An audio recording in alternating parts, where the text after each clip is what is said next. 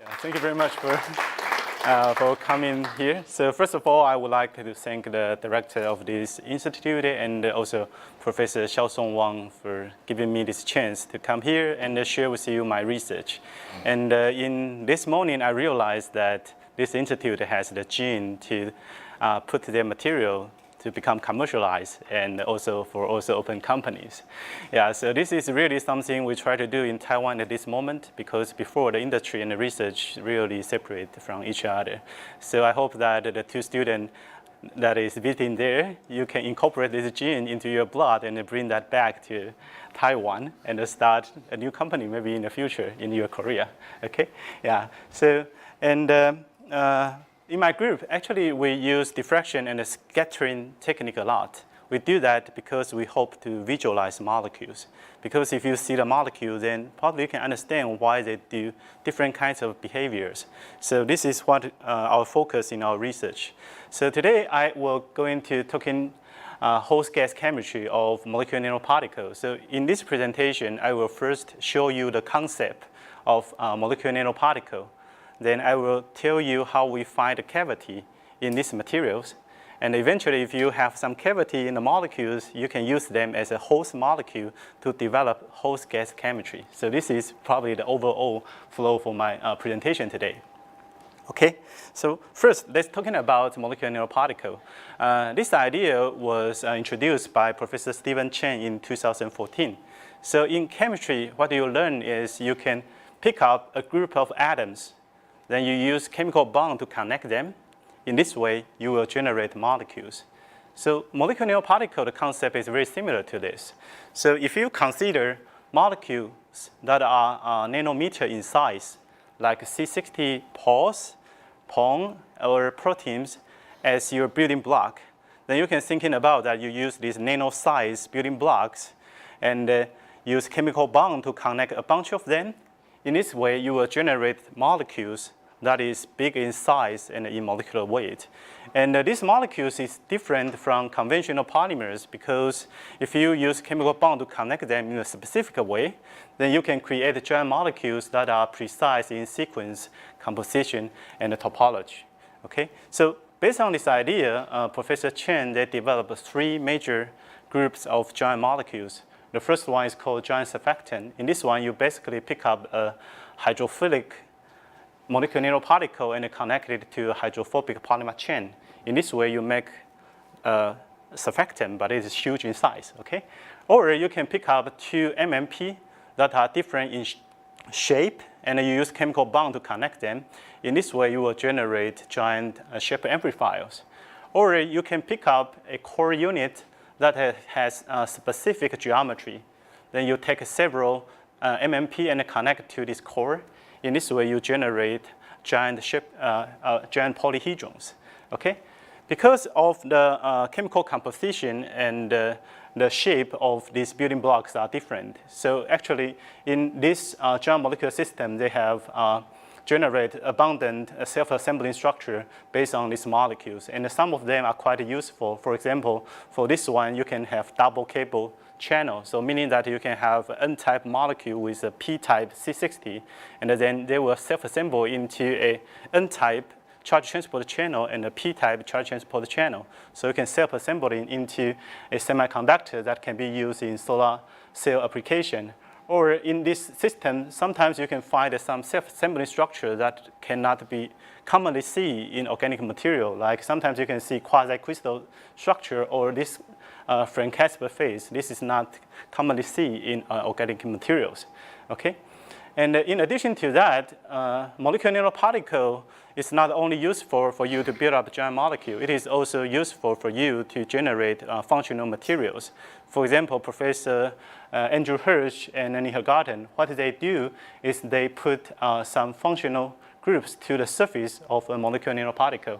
In this way, you can generate bioactive MNP, or you can have some MNP that is semi-conducting or has redox properties. Okay, so it is also useful for you to generate functional materials. So after reading these papers, we start to ask ourselves, okay, this is a very interesting field, and how can we contribute to this field? And when we study the conjugated molecule in organic electronics, we realize one thing, that is the packing structure of functional group is very important for their performances. Okay? So when we look at these molecules, these spherical-like molecules, we start to wonder what is the packing structure for these surface functional groups. Okay? And when we look at that, we start to realize actually the packing structure of these peripheral groups are controlled by the conformation of this MNP. In other words, the shape of this MNP will control how far away these functional groups are to each other. Okay? So we start to ask ourselves, how do you describe the conformation or the shape of these molecules? And we realize this is not a simple question to answer because the surface functional group is connected to the core unit by flexible linkers. Take this molecule, for example, the flexible linker itself has 45 conformation. This means that if you fix the position of the core, you can place this functional group at 45 possible different positions in three-dimensional space. And you look at this molecule, it has 12 arms. If each arm can do conformational isomization independently, then you can consider this molecule has so many conformational isomers. Then how do you describe the shape of this molecule? Okay, so we get interesting into this topic and to thinking about if we can give at least some information about this. So in my group, we first synthesized 2 functional MNP. These 2 MNP all have 12 bisulfine units. But in one of them, we put archaeal chains to it. We do that because we can interfere the degree of intramolecular interaction. Okay? So you look at this molecule, you consider, okay, here is a bisulfine here is another bisulfine. So these 2 bisulfine can have pi-pi interaction, right? And this interaction, you can call it an intramolecular interaction. Okay? And we know this archaeal chain will interfere this interaction. So by doing this, you can create an MNP with stronger intramolecular interaction, and the other with weaker intramolecular interaction. And then we start to see what is going to happen here. Okay? So after we get these 2 molecules, what we do is dissolve this molecule, then cast it in glassy slide. Then you use a microscope to observe them. For this one, you see that it forms really ordered honeycomb structure. Okay? But for this one, they only forms irregular porous films. And also, you can use polarized microscope to observe the birefringence of the film. Under that, we see this film is completely dark, but this is bright. So this means that this molecule in the film, they don't have ordered packing, so they don't show birefringence. But here, you see birefringence, so it means that the molecule forms some kind of ordered packing that we don't know at this point. Okay? So we want to know why this tiny difference will cause so much difference in their morphological behavior. Okay, so we go back and check the paper. In the literature, people found molecule with star-like conformation has better ability to form this well-ordered honeycomb structure. So we start to think maybe in this thin film, our MNP, they extend their arms to three-dimensional space and take a star-like conformation to give them the ability to form this honeycomb structure. Yeah, but this is just a hypothesis. You need experimental data to prove the idea. So what we do is we bring our sample, dissolve it in DHF, and bring it to a National Synchrotron Radiation Center. Then you can use X-ray to shoot in on this solution. And on the back, you have detect there, you can generate this so-called small angle X-ray scattering profile. You use this profile, you can identify the shape of your molecule. So by fitting this curve, we can identify that this molecule is nanospheres in a solution. Okay? So this proves that indeed this molecule can be sphere in solution. Okay? But then the question is, from solution to thin film, there is a driving process. If your molecule do not have ability to maintain this shape, then you will not keep it the star-like conformation during the drying process. So we want to verify how good this molecule can keep its star-like conformation. We add some poor solvent in this. This poor solvent will trigger the aggregate of the arms. So if it cannot maintain the shape, then the arms aggregate, the shape is changed. Okay? But for this case, you can see we still get sphere. So this tells you the molecule with weaker intramolecular interaction can maintain the shape very well This explains how you get the honeycomb structure, okay? And for this one, it has stronger intramolecular action. So initially, it is still a spherical shape. But if you have some poor solvent, this molecule will start to aggregate their arms, and then it will change into actually a cylindrical shape. So you will change from a spherical to a nanorod, okay? So with this information, we think maybe we can explain why it can form this birefringent thin film. Okay, because if it is rod, then it is easy to pack it into liquid crystalline structure. Okay, so what we do is we now take this thin film and put it into a TEM. In TEM, you can shoot your thin film with an electron beam, and underneath you will generate these experimental electron diffraction patterns. Okay, so from this electron diffraction pattern, we see the 6 diffraction spots that shows hexagonal symmetry. So this means that actually this nanorod forms some kind of hexagonal lattice. Okay? So what we do is in a simulator, we first build up these hexagonal lattices. Then we put the nanorod of this molecule into the hexagonal lattices. Then you can use computer to do the Fourier transfer, so you can get a simulated electron diffraction pattern. And you see these two, they match with each other very well. So this tells you that indeed, in a solid state, our molecule has changed from a spherical shape into a rod, then packed into a hexagonal lattice to give you this result. So now we know that this molecule can have a star-like conformation and a rod-like conformation. You have 2 conformations, okay? And if you know that, the next step is that if your molecule can have 2 conformations, in chemistry, what you will need to identify is which one is more stable if you learn thermodynamics, okay? So we want to know whether or not this one or this one is more stable. So what we do is we first create this morphology. Then we anneal it. If this one is a stable morphology, then nothing will change. But it turns out that if you anneal it, you will see this film gradually break, and you get a birefringent film. So this tells you actually the rod-like conformation is thermodynamically more stable than the star conformation.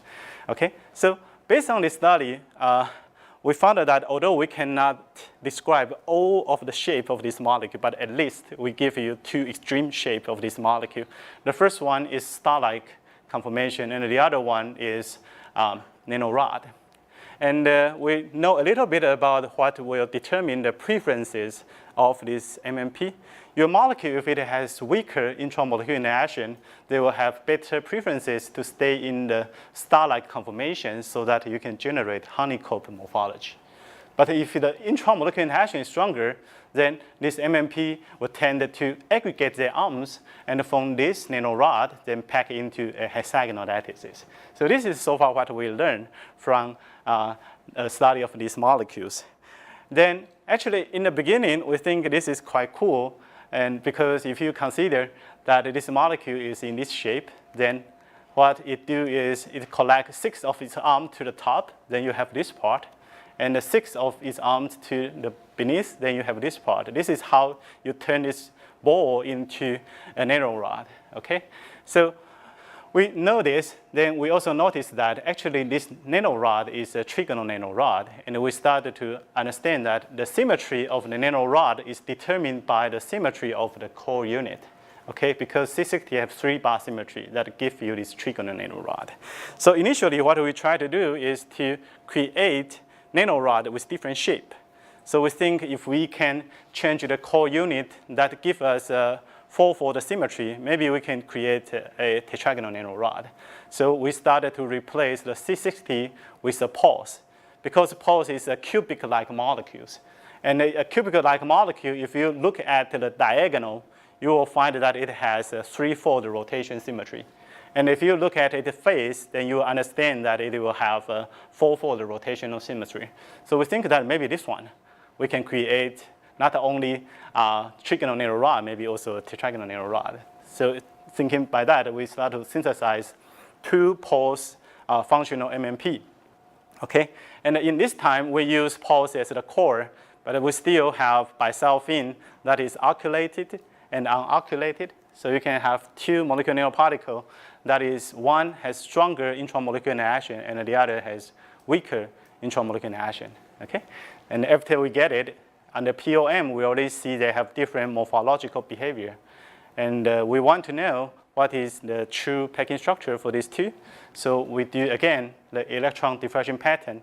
So you can see that the MNP that has stronger intramolecular interaction, they will form hexagonal, the diffraction pattern has hexagonal symmetry. Okay, and the MNP with weaker intramolecular interaction, it will show tetragonal-like symmetry. Okay, then we tried to build a model to generate an electron diffraction pattern that can explain this. So we realized that actually, if you have an MNP that has stronger intramolecular interaction, then these arms will aggregate first before they pack into lattices. And if these arms aggregate first, then this nanorod will use the 3-4 rotation axis as its long axis of this nanorod. That gives you the ability to form a trigonal lattice. And if this MNP has weaker intramolecular interaction, now you can see that these two bisulfine arms are far away from each other. In this case, they will use the 4-4 rotation axis as their main axis for this nanorod. So now you create a pseudo-tetragonal nanorod in this case. Okay? So once again, we find that the intramolecular interaction determines the preference for the shape of the molecule. And more interestingly is, if you scrutinize the packing structure of this molecule, you will realize that if you use that MNP with weaker intramolecular interaction, this MNP, when they packed, they will create a space that is 0.8 nanometer in diameter. Okay? And if you compare this space with the crystal structure of oligosulfine, you will realize that these two actually match with each other. But what the difference is in these packing structures, there is one conjugated molecule missing here. Okay? So we start to ask ourselves, can we use this nanorod as a host molecule to develop a supermolecular chemistry for functional molecular nanoparticles? Okay, and so we started to. I actually asked one of my lady students to confirm this idea, and this lady is very careful, so he goes to check the literature, and he summarized all of the host molecule that has been used in previous study. Okay. And then she comes to tell me the common feature of these host molecules. She says that, okay, professor, look at this. This host molecule has one common feature. That is, they are all rigid hosts with well-defined cavity structure. Okay? And she said, look at your molecules. Your molecule needed to do conformational isomization to create this cavity. And it is really soft. So supposedly, we will not have high chance to succeed in this project. So she's not really like this idea. But I say, okay, how about let's try it? You are right, maybe this one is too flexible. But what if you can give the molecule a candy that it really like? Maybe you can increase the driving force for it to get into the cavity. So what we do is we know that bisulfine are electron-rich aromatic unit. So if you can give it an electron-deficient aromatic unit, you can use so-called charge transfer interaction to force them to pack into an older structure. Okay? So we synthesize a NDI. This is an electron-deficient aromatic unit. And we hope that it can give you higher driving force for this molecule to get into the cavity. But after she do that, and we mix these two molecules together, turn out they will not form host gas complex. So this lady is right. We do not succeed in this situation. But we discussed and we think that there's still one way maybe you can try it. We feel there is two possibilities. The first possibility is this molecule overall is too flexible. But the other possibility is this arm itself also has a single bond that can rotate. So it is not a really rigid arm to catch a gas molecule. So we think, how about to change this bisulfine arm into another electron-rich conjugate unit, that is pyrene. If you use pyrene, then pyrene and NDI can pack into really older structures. So this may give us better chance to use it as a host molecule. So have this idea in mind, my student first synthesized these pyrene arms with the double bond units at the end. Then she can use hydroxylation to connect these arms to the POSS unit. And from the MMR spectrum, you can see the arm here is double bond, so you have signal here. And after the hydroxylation, these signals are gone, so this tells you that this has been attached to the point. And then you can use mass to check whether or not this molecule has correct molecular weight. And from the mass spectrum, you also see that the molecule we synthesize show the molecular weight of the theoretical one. So at this point, we know we get a molecule. But we don't know whether or not you will get gas molecules. So we first use small angle X-ray scattering to verify whether or not it has the ability to grab gas molecules. Okay? So in this time, we use this so-called log Q plot. In this plot, you can check the slope here. If this slope is close to 0, this means that your molecule is irregular globals flying in the solution. But if this slope is close to -1, then it means that you have a cylinder in the solution. Okay? Yeah, so from this solution, we first check the slope for the pure POSS pyrene, and it shows the slope of -0.25. And if you add some NDI into the solution, you see the slope change to close to -1. So this is an indication that your gas can trigger the molecule to change from irregular global into a rod. So in other words, now you can gradually imagine that this molecule is like a nano-octopus flying in a solution. But if you see some NDI flying in a solution, they will try to grab them, then become a nanorod. Okay? So this is the first indication. Then the next step is we go to condensed phase. In condensed phase, molecules are intimately packed with the molecules. So we think this might also give the better opportunity to check the ability to be a gas, a host gas. Okay? So we first measure the DSC and XRD for the POSS pyrene. This is what we see. Okay? During the heating curve, you don't see any endothermic peak. And in the XRD, you only see amorphous halo. So these two data tells you the host itself is an amorphous host. So it means that in condensed phase, molecules do not have specific shape by itself. It is an amorphous one. Okay? And for the gas, you heat it up, you see endothermic peak. And in XRD, you see multiple diffraction peak. This means that the gas molecule is crystalline gas. Okay? Then we mix them together and measure again the DSC. Now you can see in the DSC, the melting peak for the gas is disappeared. So this means that if you put some host molecule next to the gas, the crystallization ability of the gas will be destroyed. But fortunately, when you mix them together, you still see a new endothermic peak. This means that they have been co-assembled with each other to form some kind of a new structure. Okay? And by the XRD, you can see that we observe diffraction pattern that is different from the host and the gas. So this further indicates that they co-assembled. And from this analysis, because at low angle regime, these three diffraction peaks show the ratio of 1 to 2 to 3. So this means that these two molecules, they can form a lamellar structure. And the high angle regime, you see that this diffraction peak shows a despacing of 3.5 angstrom. This means that, okay, the NDI and the pyrene actually form the pi-pi stacking, very well pi-pi stacking.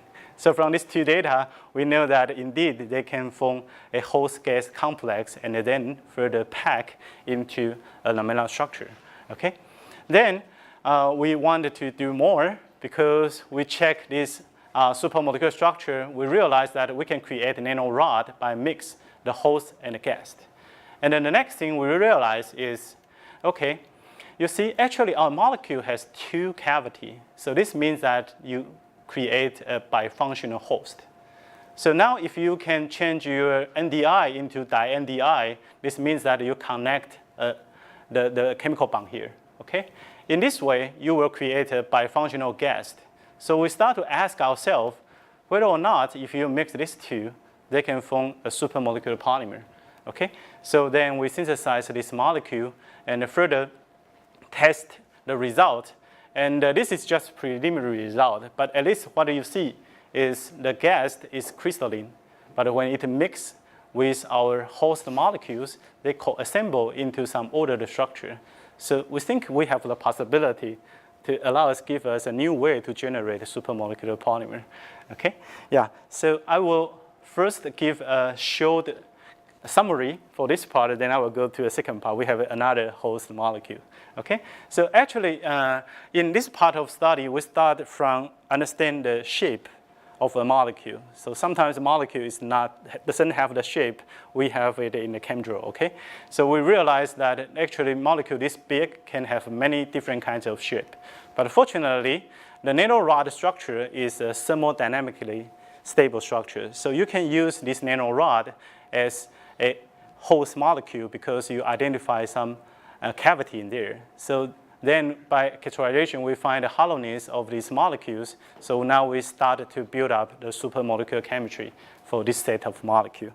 And to be honest, we are at a very beginning stage of this research. But we do have some dream. We hope that in the future we can do something, okay? Yeah, so in the beginning of talk, I tell you that you can pick up a bunch of molecular nanoparticles, then use chemical bond to connect them so that you can generate giant molecules. So our future goal is that we hope that we can create a whole bunch of host molecules and then a whole bunch of gas molecules. And then we hope that you can just pick up several of them, mix them. Then now instead of use chemical bonds, you use secondary interaction, physical bonds, to connect them. In this way, you can create so many different supermolecular giant molecules, and there are many different supermolecular assembly structures wait for you to be discovered, okay? Yeah, so this is our future goal that we hope we can achieve that way, okay? Yeah, so that is the end of my first part. In the first part, I tell you one molecule can have two cavities. So it's like a nano-octopus flying there and give you two cavities. Okay, and then now I will move to a second part. This is also a molecule with cavities, but it is a cavity in its body, just one cavity, okay? This molecule is called amphiphilic dendrimer, okay? Amphiphilic dendrimer has dendrimer structure, and then it has either hydrophilic shell with hydrophobic core, or you can have hydrophobic core with hydrophilic shell, okay? And because it has so many surface functional groups, so this molecule has a very good solubility in solution. And when you dissolve the molecule in solution, you look at the chemical structure, you will see, oh, this molecule looks like a micelle, okay? But different from the conventional micelle that are made by surfactants, okay? This micelle is made by only one molecule. So Professor Newcomb gave the unimolecular micelle as the name to this molecule. So it is a unimolecular micelle. And in addition to its unique chemical structure, this molecule is also very useful because the molecule has cavity in its core area. So scientists have tried to insert the drug catalyst into the core area of a unimolecular micelle so that you can use it as a drug delivery or nanocatalyst. Okay? And one research catch our attention is some scientists use this molecule as a nanoreactor. Okay? So what they try to do is to encapsulate the water solution of silver ion into the core area of this molecule. Then they do the reducing reaction for the silver ion so that they can get the silver nanoparticles. Okay? So we think that if this molecule can be used as a nanoreactor, maybe we can use it for other kind of application. And because I'm a polymer scientist, so the question I ask myself is whether or not we can use it as a nanoreactor for polymerization, okay? Although this idea is really straightforward, maybe you think that you just load some monomer into the core area and you trigger the polymerization, then you get a polymer chain.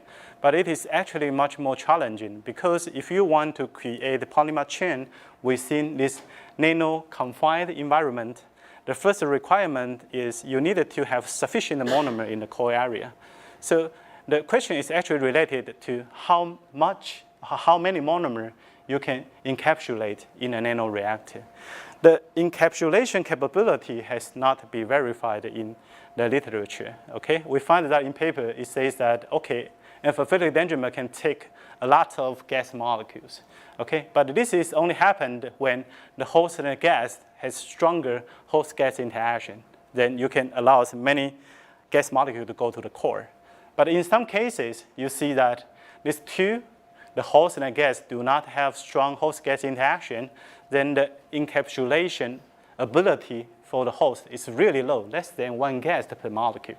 If this happened, then our idea will never fulfill because you will just get oligomers from the result, okay?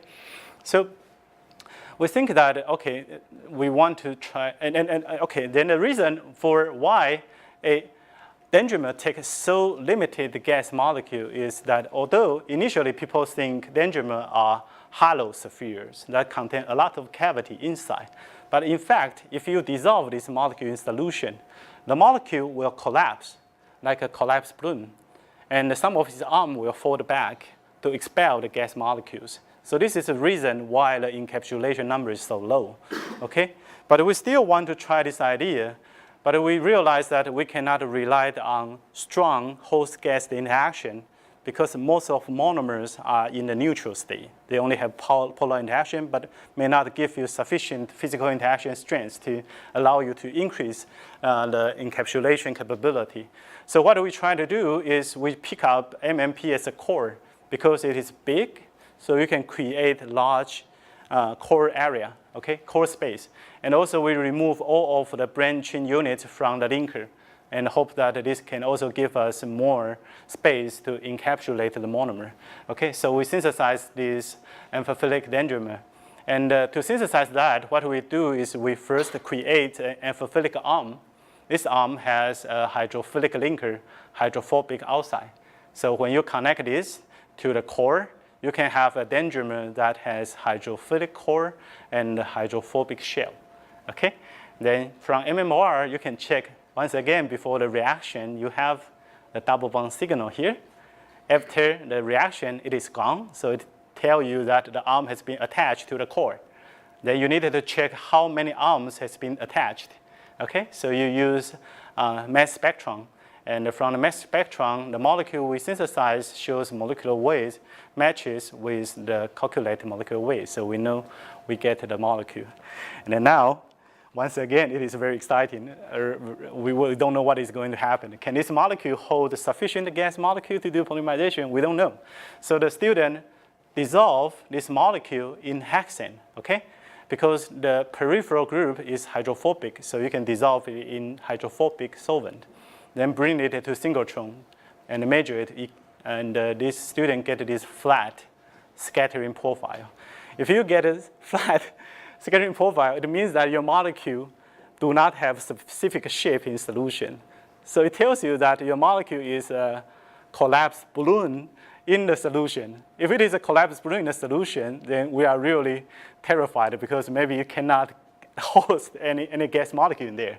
But fortunately, after you add water into the solution, you see the core area has been extended, okay? So the water can co-assemble with the host molecule to give you this nanocylinder in solution.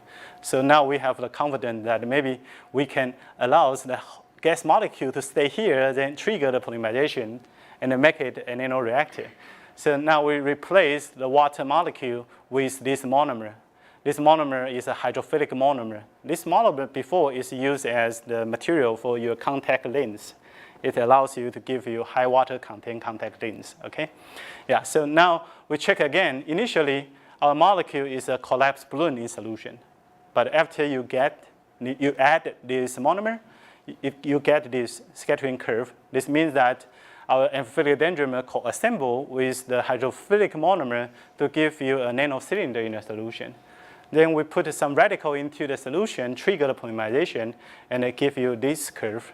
Okay, so this tells you that this nanoreactor can sustain the polymerization reaction and still give you a nanocylinder. Okay, and then we want to confirm whether or not the polymerization occurs. So what we do is we use MMR. Before the polymerization, you see the signal for the double bond from the monomer. And after polymerization, this signal is gone. So this confirms that indeed the polymerization has occurred in our system. Okay, so we are really happy. So we prepare a manuscript. The story is about that. Okay, you can use the amphiphilic dendrimer to co-assemble with monomer to create first a nanoreactor. Then you do polymerization. This monomer in the nanoreactor will connect it and form long polymer chains in the nanoreactor. So we submit this paper to journal office, and then a very critical comment comes back. It is very difficult to answer. He said, "Oh, this idea is good, but there is another possibility to explain this result." Okay, he said that it is also possible that the monomer polymerize outside. Then your dendrimer goes to grab them, co-assemble into this, right? So the other way can also give you this. But if this happened, then this is not a nanoreactor because the monomer do not polymerize within the nanoreactor.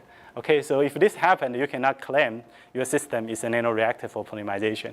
Okay, so we want to answer his question, so we do a model reaction. That is, after we do the polymerization, we wash out the polymer. Okay, then we tried to assemble it back to see if we can get the same nanostructure. And this is the result. If you do our previous way, co-assemble the host and gas, then do the polymerization, this is the scattering curve you get. If you do the polymerization, take out the polymer and try to load it back, this is the curve you get. So this tells you that polymer chain cannot be generated, then reassembled back to give you the same nanoreactor. This cannot happen. So eventually, we can convince our reviewer saying that we really create a nanoreactor and finally get this result published.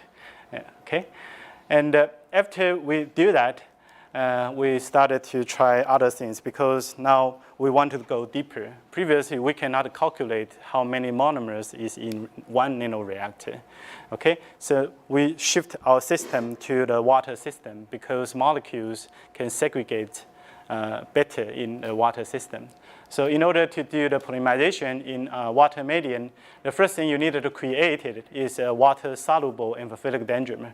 Okay, and this work is done by the student there, Junhao there. Okay, and in his work, he first synthesized a amphiphilic dendrimer that has a hydrophilic shell. So you can put it in water and it will dissolve. Okay, and how do you do that? You create first an amphiphilic arm, then attach to this core unit, and you can get it. Okay. Then after you get it, once again we use MMR mass to check that we get the right molecule we want, and then we want to verify the shape of this nanoreactor and how many monomer it can load. Okay. So what we do is we first use small angle X-ray scattering to verify the shape of a nanoreactor. This time the situation is much better.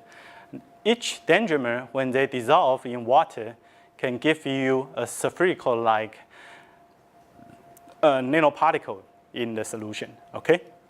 Then if you add monomer, this time it is a hydrophobic monomer, styrene, into the solution, this monomer will go into the core area of the nanoreactor. So you can see that the diameter of the nanoreactor increased from 4.3 nanometer to 4.7 nanometer. Okay? So in this case, you create a nanoreactor that itself is spherical, but a little bit shrinked.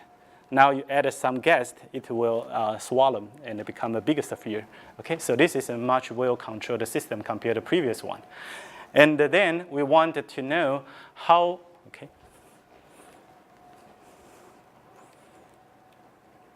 Okay, just a second, sorry about that. All right. Then next, we want to know how many monomer is exactly encapsulated into one nanoreactor.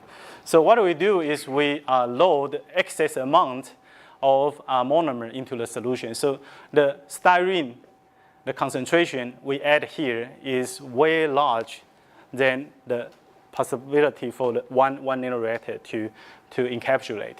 But we do that, you can see that even though you add really large amount of styrene, the integration number for the styrene is a fixed number.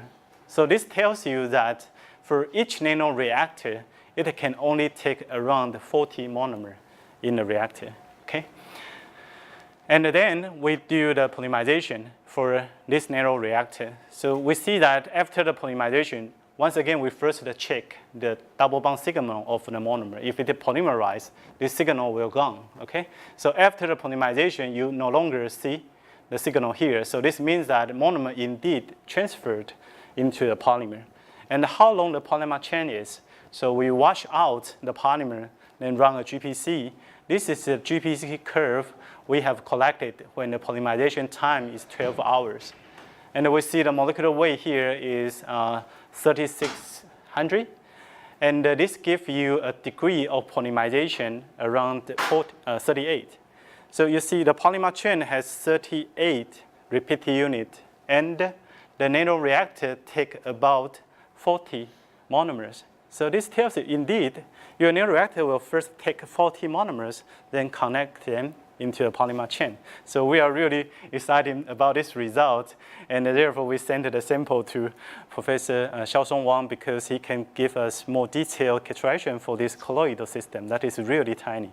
Yeah, so now we hope to further understand the system. And the other very interesting phenomenon is if we keep this particle to polymerize for a long time, and eventually we'll create another hump of polymer. This means that actually after a while, the radical there is still alive.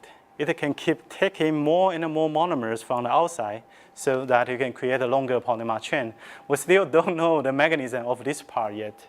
But the first important scientific topic is we need to confirm whether or not the radical in our system is alive. If it is alive, then this will be pretty cool because you can generate a sphere that have active radical there, and you can think about how to use it in the further applications, okay, or polymer chemistry, okay. Yeah, so in addition to that, we also find that, okay, we have studied the solution behavior of these host molecules. We start to ask ourselves what will happen if you use it in condensed phase, okay? So we take this amphiphilic dendrimer and then just take it a little bit, put it on a glassy slice. So now what you see is a liquid droplet here. And then now you start to study the condensed phase behavior of these molecules, okay? And under optical microscope, you see a droplet. This is a liquid form, okay? If you use polarized optical microscope, it will be completely dark. So this means, once again, your molecule do not have specific shape in the solid state. Yeah. But very interestingly, if you cover this droplet with another big droplet of water, then you can turn this irregular liquid into liquid with some kind of order structure because now you see birefringence.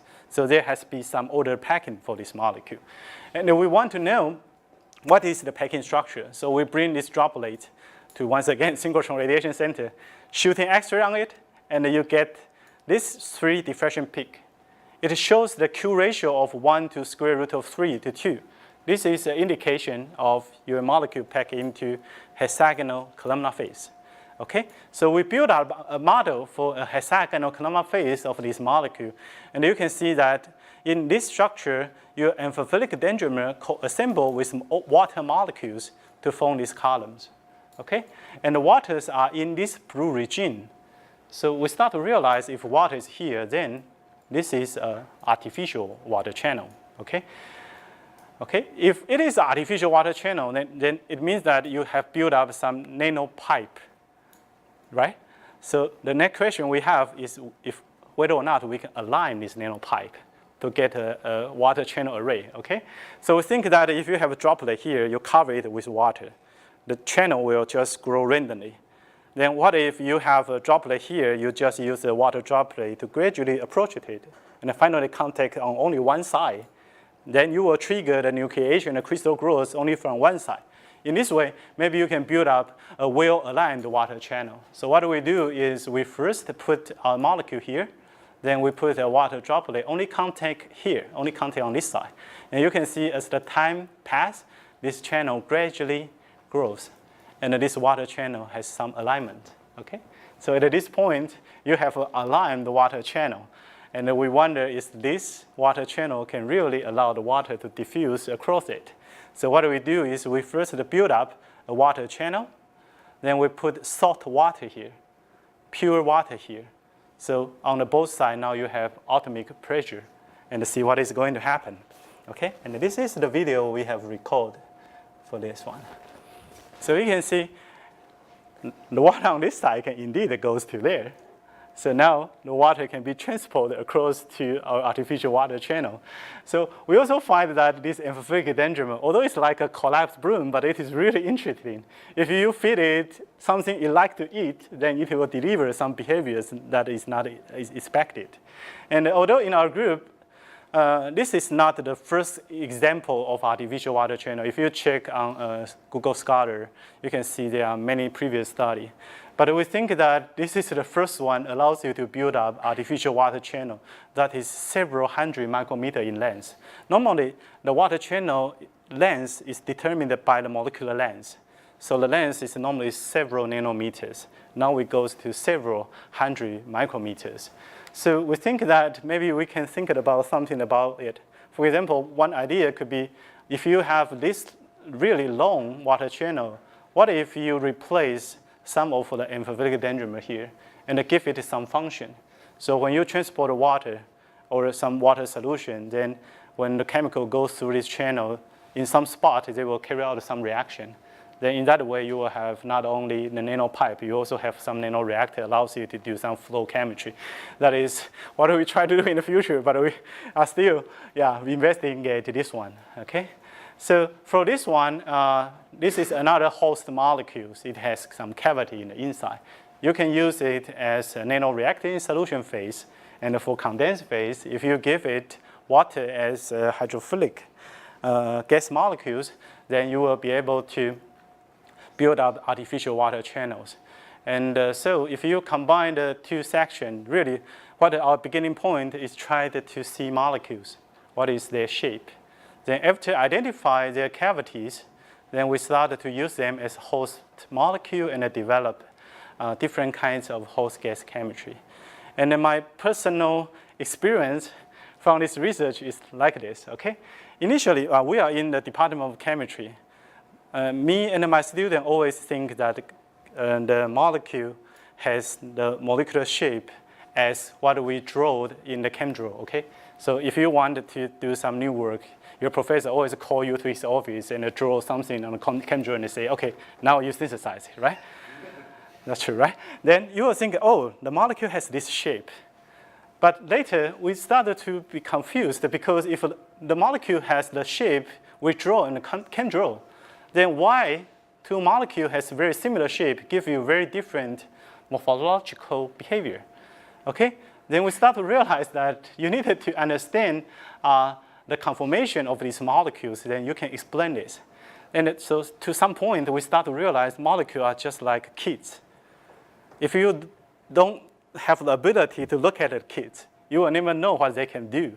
So eventually you needed a really Superman eyes, allows you to visualize them, then you can understand their behavior. And they are really interesting. I hope that in the future you will have really nice tools, then try to see the molecule, try to visualize it. Then you will see your baby and they will do amazing things for you, okay? Yeah, so with that, I would like to thank our financial support from Ministry of Science and Technology in Taiwan, and also I would like to thank the Ministry of Education in Taiwan for giving me the funding to send in students here to work with you, and also allows me to travel to this wonderful institute again. And our department gives us a lot of support. And there is a synchrotron radiation center really close to our university, just within walking distance. So that's why our students can constantly go there and try to visualize their molecules. And none of this research will be done without these hardworking students. So I also would like to take this advantage to thank them for their efforts. And finally, thank you very much for your attention, and I'm looking forward for your comments. Okay.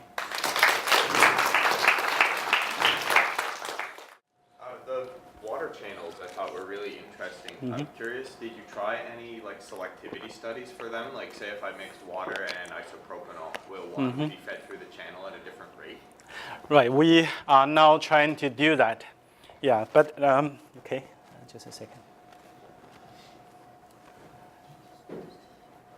So what your suggestion is really doable because not only the salt can give you osmotic pressure, right? So if you have some alcohol in water solution, it can also give you the osmotic pressure. So in our lab, we tried to have alcohol solution that has higher concentration and alcohol solution that has lower alcohol concentration, and see if we can only transport, for example, alcohols to the other side and purify the water this side. Yeah, but the problem is so far, this amphiphilic dendrimer is it doesn't have any mechanical strength. So if alcohol goes in there, somehow it will swallow those, it has better mixability with our amphiphilic dendrimers, so it will destroy the water channel. Okay. So we are thinking to synthesize the next generation of amphiphilic dendrimer that is more hydrophobic, or at least has some close linkable unit, allows you to build up a stronger film. Maybe at that point, this idea can be fulfilled. Yeah, it seems like a really versatile sort of architecture. Yeah, thank you. So you're showing 12-hour PDI is very, very narrow, so that's controlled, right? Yeah. And then increasing time, it's less controlled. Right. The thing is growing. So why is that the case? We can only have a hypothesis at this moment. We think that you first load the monomer into the cavity, and you load about 40 monomers. So when the initiator gets in, then you will polymerize it. Then you get a polymer chain that has controlled the molecular weight. But after that, actually, when we do the reaction, we have excess amount of styrene on top of the water solution. Yeah. We do that because we want to ensure that the monomer in the nanoreactor will not diffuse out. We hope to force them to go there. So we add, so you have some styrene liquid on the top. So after the polymerization, we stir the solution. The monomer can still have the chance to somehow interact with these nanoparticles. So you start to have polymerization outside of the nanoreactor. And then in that moment, those polymerization is diffusion controlled, but not controlled by the size of cavity. So we think that may be the reason why you started to have larger molecular weight, but the molecular weight is not controlled. So there's no oxygen in the system, we purge it before the... oxygen? Right, right. Do you do control polymerization, like ATRP inside? You Uh, have all the living groups that will continue to grow? Yeah. We're looking for the signal. Yeah, actually, Chiao Tung has a paper published related to that. Yeah, so that's why we started to discuss with each other about the idea. Yeah, thank you.